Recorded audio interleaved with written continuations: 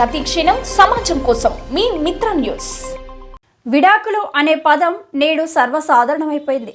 పెళ్లైన కొద్ది రోజులకే భార్యాభర్తలు మనస్పర్ధలతోనూ మరెన్నో కారణాలతో కోర్టుల చుట్టూ తిరుగుతూ చివరికి విడాకులు తీసుకుంటున్నారు.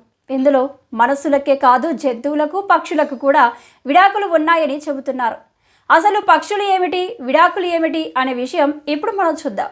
ప్రతికూల వాతావరణంలో మనుషులే కాదు పక్షులు కూడా ఎక్కువగా తెగదెంపులు చేసుకొని వెళ్ళిపోతాయని ఆస్ట్రేలియాకు చెందిన శాస్త్రవేత్తలు చెబుతున్నారు. మనుషుల్లానే అనేక పక్షులు సైతం చాలా కాలం ఒకే సంచారితతో జీవిస్తాయని, కొన్ని సందర్భాల్లో మనుషుల్లానే విడిపోతాయని ఆస్ట్రేలియాకు చెందిన శాస్త్రవేత్తలు చెబుతున్నారు.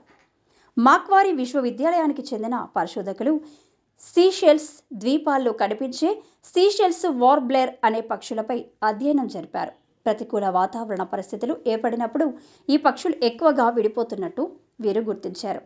ఈ పక్షులు 15 ఏళ్ల పాటు కలిసి ఉంటాయని, ఏటా 1 నుంచి 16% వరకు తమ బంధాన్ని తెంచుకుంటున్నాయని పరిశోధకులు తెలిపారు.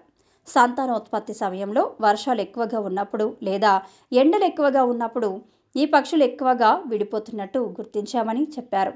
కాబట్టి వాతావరణ మార్పుల ప్రభావం పక్షుల సంతానోత్పత్తి పైన పడుతున్నదని తెలిపారు.